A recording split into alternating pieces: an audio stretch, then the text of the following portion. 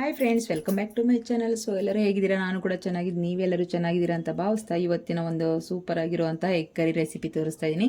ತುಂಬ ಸಿಂಪಲ್ಲಾಗಿ, ತುಂಬ ಕಮ್ಮಿ ಇಂಗ್ರೀಡಿಯೆಂಟ್ಸಲ್ಲಿ ಎಗ್ ಕರಿ ಯಾವ ರೀತಿ ಮಾಡೋದು ಅಂತ ಈ ವಿಡಿಯೋದಲ್ಲಿ ನೋಡ್ಕೊಂಬರೋಣ. ಅದಕ್ಕಿಂತ ಮುಂಚೆ ನನ್ನ ಚಾನಲ್ನ ಸಬ್ಸ್ಕ್ರೈಬ್ ಮಾಡದೆ ನೋಡ್ತಾ ಇದ್ದರೆ ಪ್ಲೀಸ್ ಸಬ್ಸ್ಕ್ರೈಬ್ ಮಾಡ್ಕೊಳ್ಳಿ. ಹಾಗೆ ಒಂದು ಲೈಕ್ ಮಾಡಿ, ಶೇರ್ ಮಾಡಿ, ಕಮೆಂಟ್ ಮಾಡಿ. ಬನ್ನಿ ಮಾಡೋದು ಹೇಗೆ ಅಂತ ನೋಡೋಣ. ಅವನ್ನ ಆನ್ ಮಾಡ್ಕೊಂಡಿದ್ದೀನಿ. ಇವಾಗ ಮಾಡೋದು ಹೇಗೆ ಅಂತ ನೋಡೋಣ. ಮಸಾಲೆಗಳನ್ನ ಯಾವ ರೀತಿ ಫ್ರೈ ಮಾಡ್ಕೊಳ್ಳೋದು ಅಂತ. ಈಗ ಸ್ವಲ್ಪ ಆಯಿಲ್ನ ಸೇರಿಸ್ಕೊಳ್ಳೋಣ. ಹಾಗೆ ಇದಕ್ಕೆ 2 ದೊಡ್ಡ ಸೈಜಲ್ಲಿ ಆನಿಯನ್ ತೊಗೊಂಡಿದ್ದೀನಿ. ಈ ರೀತಿ ಕಟ್ ಮಾಡಿಕೊಂಡು ಎಲ್ಲ ಫ್ರೈ ಮಾಡ್ಕೋಬೇಕು. ತುಂಬಾ ಚೆನ್ನಾಗಿರುತ್ತೆ. ಒಂದು ಸರಿ ಮಿಕ್ಸ್ ಮಾಡಿ ಫ್ರೈ ಮಾಡ್ಕೊಳ್ಳಿ.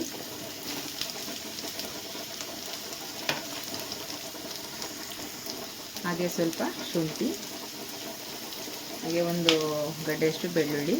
ನೀವು ಸಿಪ್ಪೆ ತೆಗೆದಾದರೂ ಹಾಕ್ಕೊಳ್ಳಿ, ಇಲ್ಲ ಹಾಗೆ ಹಾಕ್ಕೊಳ್ಳಿ, ಪರವಾಗಿಲ್ಲ. ಹಾಗೆಯೇ ಒಂದು ಸ್ವಲ್ಪ ಗೋಡಂಬಿ, ಹಾಗೆ 4 ರಿಂದ 5 ಹಸಿಮೆಣಸಿನ್ಕಾಯಿ. ಇದಿಷ್ಟನ್ನು ಚೆನ್ನಾಗಿ ಫ್ರೈ ಮಾಡ್ಕೊಳ್ಳೋಣ. ಚೆನ್ನಾಗಿ ಸ್ವಲ್ಪ ಬಾಡಬೇಕು, ನಮಗೆ ಹಸಿ ಸ್ಮೆಲ್ಲೆಲ್ಲ ಹೋಗೋ ಥರ, ಅಲ್ಲಿವರೆಗೂ ಫ್ರೈ ಮಾಡ್ಕೊಳ್ಳೋಣ. ಸಿಂಪಲ್ಲಾಗಿ ಒಂದು ಟೇಸ್ಟಿಯಾಗಿ ರೆಸಿಪಿ ಮಾಡ್ಕೋಬೇಕು ಅಂದರೆ ಎಗ್ ಕರಿಯಲ್ಲಿ ಇದೊಂದು ರೆಸಿಪಿ. ಇಲ್ಲಿ ಎಗ್ಗು ಬಾಯ್ಲ್ ಮಾಡ್ಕೊಳ್ಳೋಕೆ ಇಟ್ಕೊಂಡಿದ್ದೀನಿ. ಸೊ ಎಗ್ಗು ಒಡೆದಿರೋ ರೀತಿ ನಾವು ಯಾವ ರೀತಿ ಬೇಯಿಸಬೇಕು ಅಂದರೆ, ಎಗ್ಗನ್ನು ಬಾಯ್ಲ್ ಮಾಡೋಕೆ ಇಟ್ಟಾಗಲೇ ನಾವು ನೀರಲ್ಲಿ ಸಾಲ್ಟನ್ನು ಹಾಕಿದ್ರೆ ಎಗ್ಗು ಪೀಸ್ ಆಗೋದಿಲ್ಲ, ಒಡೆದ್ಬಿಟ್ಟು ಒಳಗಡೆ ಅದೆಲ್ಲ ಆಚೆ ಬರೋದಿಲ್ಲ. ಸೊ ನೀಟಾಗಿ ಬಾಯ್ಲ್ ಆಗಿರುತ್ತೆ, ಯಾವುದೇ ರೀತಿ ಡ್ಯಾಮೇಜ್ ಆಗಿರೋಲ್ಲ, ಆ ರೀತಿ ಬೆಂದಿರುತ್ತೆ. ಸೊ ನೀವು ಬಾಯ್ಲ್ ಮಾಡೋಕೆ ಇಟ್ಟಾಗಲೇ 1 ಸ್ಪೂನ್ ಸಾಲ್ಟ್ ಹಾಕಿದ್ರೆ ನೀಟಾಗಿ ಬಾಯ್ಲ್ ಆಗುತ್ತೆ. ಈ ಟಿಪ್ಸ್ ಯೂಸ್ ಮಾಡ್ಕೊಳ್ಳಿ. ನೋಡಿ, ಇಷ್ಟಾದರೆ ಸಾಕಾಗುತ್ತೆ. ಈ ರೀತಿ ಫ್ರೈ ಆಗಬೇಕು. ಇಷ್ಟಾದರೆ ನಾವು ಸಾಕಾಗುತ್ತೆ. ಇದನ್ನು ಒಂದು ಪ್ಲೇಟಲ್ಲಿ ತೆಕ್ಕೊಳ್ಳೋಣ. ಸ್ವಲ್ಪ ತಣ್ಣಗಾಗಲಿ. ಈಗ ತಣ್ಣಗಾಗೋದಕ್ಕೆ ಒಂದು ಪ್ಲೇಟಲ್ಲಿ ಇಟ್ಟಿದ್ದೀನಿ. ತಣ್ಣಗಾದ್ಮೇಲೆ ಇದನ್ನು ನಾವು ಪೇಸ್ಟಾಗಿ ರುಬ್ಕೋಬೇಕಾಗುತ್ತೆ. ಈಗ ಮಿಕ್ಸಿಗೆ ಹಾಕ್ಕೊಳ್ಳೋಣ. ಇದು ತಣ್ಣಗಾಗಿದೆ. ನೈಸಾಗಿ ಪೇಸ್ಟ್ ಮಾಡ್ಕೊಂಬರೋಣ. ಹಾಗೆ ಇದಕ್ಕೆ ಒಂದು ಹಿಡಿಯಷ್ಟು ಕೊತ್ತಂಬರಿ ಸೊಪ್ಪನ್ನು ಸೇರಿಸಿ ರುಬ್ಕೊಂಬರೋಣ. ಈಗ ಮಿಕ್ಸಿ ಮಾಡ್ಕೊಂಡು ಬಂದಾಯಿತು ನೋಡಿ. ಹಾಗೆ ನೋಡಿ, ನಾನು ಎಗ್ಗು ಇವಾಗ ಸ್ಟವ್ ಆಫ್ ಮಾಡಿಕೊಂಡು ನಾನು ಇದನ್ನು ಸ್ವಲ್ಪ ತಣ್ಣಗಾಗ್ಬಿಟ್ಟು ಆಮೇಲೆ ಸಿಪ್ಪೆನ ಬಿಡಿಸಿಟ್ಟಿದ್ದೀನಿ. ಎಷ್ಟು ನೀಟಾಗಿ ಒಂದು ಕೂಡ ಓಡಿದ್ದೇನೆ ಈ ರೀತಿ ಬರುತ್ತೆ. ನಾವು ಸಾಲ್ಟ್ ಹಾಕಿ ಬಾಯ್ಲ್ ಮಾಡೋದ್ರಿಂದ ಈ ಟ್ರಿಪ್ಸ್ ನನಗೆ ಕೂಡ ಯಾರೋ ಒಬ್ಬರು ಹೇಳಿದರು ಬೇಕಾದವರು. ಸೊ ಅದನ್ನೇ ನಾನು ಕೂಡ ಫಾಲೋ ಮಾಡ್ತಾಯಿದ್ದೀನಿ. ತುಂಬಾ ಚೆನ್ನಾಗಿ ಬರುತ್ತೆ. ಒಂಚೂರು ಕೂಡ ಓಪನ್ ಆಗಲ್ಲ, ಅಷ್ಟು ಚೆನ್ನಾಗಿ ಬರುತ್ತೆ. ಈಗ ಇದನ್ನು ಸ್ವಲ್ಪ ಕಟ್ ಮಾಡ್ಕೊಳ್ಳೋಣ. ಜಸ್ಟ್ ಇದನ್ನು ಒಂದೊಂದು ಸ್ವಲ್ಪ ನಾವೀಗ ಸ್ವಲ್ಪ ಈ ರೀತಿ ಮಾಡ್ಕೊಳ್ಳೋಣ. ಈ ರೀತಿ ಸ್ವಲ್ಪ ನಾವು ಉಪ್ಪು ಖಾರ ಎಲ್ಲ ಸ್ವಲ್ಪ ಮಸಾಲೆ ಹಿಡಿಯುತ್ತೆ ಅನ್ನೋ ಕಾರಣಕ್ಕೆ ಈ ರೀತಿ ಮಾಡ್ಕೊಳ್ಳೋದು. ಬೇಕಾದರೆ ಆ ರೀತಿ ಮಾಡ್ಕೊಳ್ಳಿ, ಇಲ್ಲಾಂದರೆ ಡೈರೆಕ್ಟಾಗಿ ನೀವು ಹಾಕ್ಕೊಂಡು ಕೂಡ ಮಾಡ್ಕೋಬೋದು. ಬಟ್ ಈ ರೀತಿ ಹಾಕ್ಕೊಳ್ಳೋದ್ರಿಂದ ಉಪ್ಪು ಖಾರ ಸ್ವಲ್ಪ ಒಳಗಡೆ ಹೋಗುತ್ತೆ, ಎಗ್ಗಲ್ಲಿ ಸ್ವಲ್ಪ ಟೇಸ್ಟ್ ಬರುತ್ತೆ ಅಂತ. ಈಗ ಎಲ್ಲದನ್ನು ಈ ರೀತಿ ಕಟ್ ಮಾಡ್ಕೊಂಡಿದ್ದೀನಿ. ಈಗ ಅದೇ ಪ್ಯಾನ್ಗೆ ಸ್ವಲ್ಪ ನಾವು ಆಯಿಲ್ನ ಸೇರಿಸ್ಕೊಂಡು ಸ್ಟವ್ ಆನ್ ಮಾಡ್ಕೊಳ್ಳೋಣ. ಈಗ ಸ್ಟವ್ನ ಆನ್ ಮಾಡ್ಕೊಂಡಿದ್ದೀನಿ. ನಾವು ಮಸಾಲೆನ ಫ್ರೈ ಮಾಡ್ಕೊಂಡಿರೋದ್ರಲ್ಲೇ ಇವಾಗ ಸ್ವಲ್ಪ ಆಯಿಲ್ನ ಹಾಕ್ಕೊಳ್ಳೋಣ.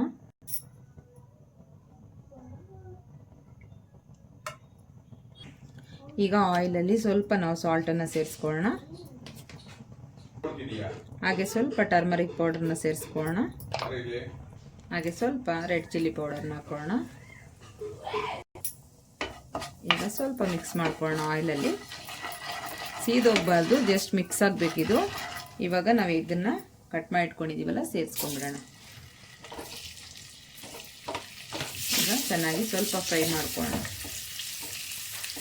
ಈ ಉಪ್ಪು ಖಾರ ಹಾಗೆ ಟರ್ಮರಿಕ್ ಪೌಡ್ರ್ ಹಾಕ್ಕೊಂಡಿರ್ತೀವಲ್ಲ, ಇದರಲ್ಲಿ ಚೆನ್ನಾಗಿ ಎಗ್ಗು ಫ್ರೈ ಆದರೆ ಸ್ವಲ್ಪ ಟೇಸ್ಟ್ ಕೂಡ ಚೆನ್ನಾಗಿ ಬರುತ್ತೆ ಎಗ್ಗಿಗೆ ಅಂತ ಈ ರೀತಿ ಮಾಡಿಕೊಂಡು ಹಾಕ್ಕೊಳ್ಳಿ. ಸ್ವಲ್ಪ ಎಗ್ಗು ಬಾಡಬೇಕು, ಒಂದು 5 ನಿಮಿಷ ಸಾಕಾಗುತ್ತೆ ಇದಕ್ಕೆ.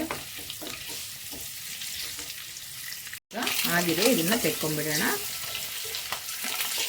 ಹೀಗೆ ಒಂದು ಪ್ಲೇಟಲ್ಲಿ ತೆಕ್ಕೊಂಡು ಹಾಕ್ಕೊಳ್ಳೋಣ.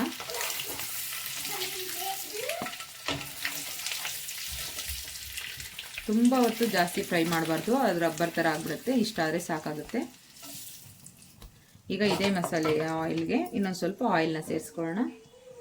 ಗ್ರೇವಿಗೆ ಎಷ್ಟು ಬೇಕೋ ಅಷ್ಟು ನೋಡಿ ಸೇರಿಸ್ಕೊಳ್ಳಿ. ಈಗ ಅದೇ ಆಯಿಲ್ಗೆ 1-2 ಪೀಸ್ ಚಕ್ಕೆ, 1-2 ಏಲಕ್ಕಿ, ಹಾಗೆ 1-3 ಲವಂಗ, ಹಾಗೆ ಒಂದು ಸ್ವಲ್ಪ ಪಲಾವ್ ಎಲೆ 1-2-3 ಪೀಸು. ಈಗ ನಾವು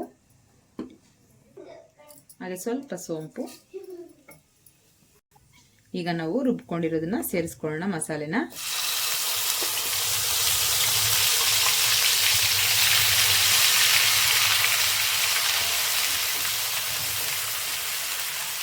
ಚೆನ್ನಾಗಿ ಸ್ವಲ್ಪ ಹಸಿ ವಾಸನೆ ಹೋಗೋವರೆಗೂ ಚೆನ್ನಾಗಿ ಆಯಿಲ್ ಬಿಟ್ಕೋಬೇಕು. ಅಲ್ಲಿವರೆಗೂ ಮಸಾಲೆನ ಚೆನ್ನಾಗಿ ಫ್ರೈ ಮಾಡ್ಕೋಬೇಕು. ಈಗ ನೋಡಿ ಸ್ವಲ್ಪ ನೀರು ಹಾಕಿದ್ದೀನಿ. ಈಗ ಸ್ವಲ್ಪ ನಾವು ಇದಕ್ಕೆ ಮಸಾಲೆಗಳನ್ನ ಸೇರಿಸ್ಕೊಳ್ಳೋಣ.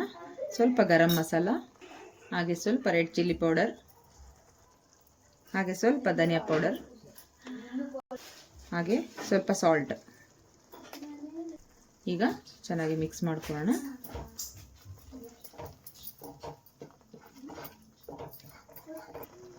ಈಗ ನೋಡಿ ಎಲ್ಲ ಮಿಕ್ಸ್ ಮಾಡ್ಕೊಂಡಿದ್ದೀನಿ. ಈ ರೀತಿ ಸ್ವಲ್ಪ ಚೆನ್ನಾಗಿ ಕುದಿಬೇಕು. ಈಗ ಸ್ವಲ್ಪ ಕರ್ಡ್, ಒಂದು 1/2 ಕಪ್ ಅಷ್ಟು ಕರ್ಡ್ ಸೇರಿಸ್ಕೊಳ್ಳೋಣ.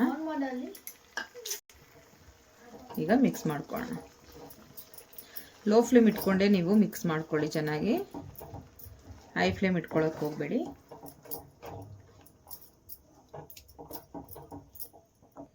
ಈಗ ಅದೇ ಬೌಲ್ನ ತೊಳೆದಿರೋ ನೀರನ್ನು ಒಂದು 1/2 ಕಪ್ಪನ್ನು ಸೇರಿಸ್ತಾ ಇದ್ದೀನಿ. ಈಗ ಚೆನ್ನಾಗಿ ಮಿಕ್ಸ್ ಮಾಡ್ಕೊಳ್ಳೋಣ. ಈಗ ಒಂದು 5 ನಿಮಿಷ ಚೆನ್ನಾಗಿ ಕುದೀಲಿ. ಪ್ಲೇಟ್ನ ಕ್ಲೋಸ್ ಮಾಡಿ ಒಂದು 5 ನಿಮಿಷ ಕುದಿಸ್ಕೊಳ್ಳೋಣ. ಈಗ ಓಪನ್ ಮಾಡಿ ನೋಡೋಣ. ನೋಡಿ ಕುದೀತಾ ಇದೆ ಚೆನ್ನಾಗಿ. ಈ ಟೈಮಲ್ಲಿ ನಾವು ಈಗ ಸ್ವಲ್ಪ ಆಯಿಲ್ ಬಿಟ್ಕೊಂಡಿದೆ ನೋಡಿ. ಈಗ ನಾವು ಎಗ್ಗನ್ನು ಹಾಕ್ಕೊಳ್ಳೋಣ.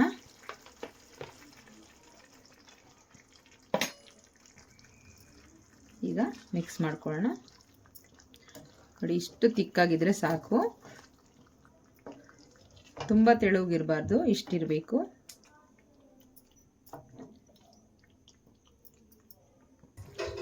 ಈಗ ಸ್ವಲ್ಪ ಕೊತ್ತಂಬರಿ ಸೊಪ್ಪನ್ನು ಹಾಕ್ಕೊಳ್ಳೋಣ. ಈಗ 1-2 ನಿಮಿಷ ಕ್ಲೋಸ್ ಮಾಡಿ ಬಿಡೋಣ. ಈಗ ಓಪನ್ ಮಾಡಿ ನೋಡೋಣ. ನೋಡಿ ಎಷ್ಟು ಚೆನ್ನಾಗಿ ರೆಡಿ ಆಗಿದೆ ಅಂತ. ತುಂಬಾ ಚೆನ್ನಾಗಿರುತ್ತೆ ಎಗ್ ಕರಿ. ಈ ರೀತಿ ಮಾಡ್ಕೊಳ್ಳಿ, ಚಪಾತಿಗೆ, ಪೂರಿಗೆ, ಯಾವುದಕ್ಕೆ ಆಗಲಿ ತುಂಬಾ ಚೆನ್ನಾಗಿರುತ್ತೆ. ನೋಡಿದ್ರಲ್ಲ. ಸೊ ನಿಮಗೆ ಈ ವಿಡಿಯೋ ಇಷ್ಟ ಆಗಿದೆ ಅನ್ಕೋತೀನಿ. Thank you for watching. ಮತ್ತೆ ಸಿಗೋಣ ನೆಕ್ಸ್ಟ್ ವಿಡಿಯೋದಲ್ಲಿ. ಅಲ್ಲಿವರೆಗೂ ಟೇಕ್ ಕೇರ್, ಬೈ ಬಾಯ್.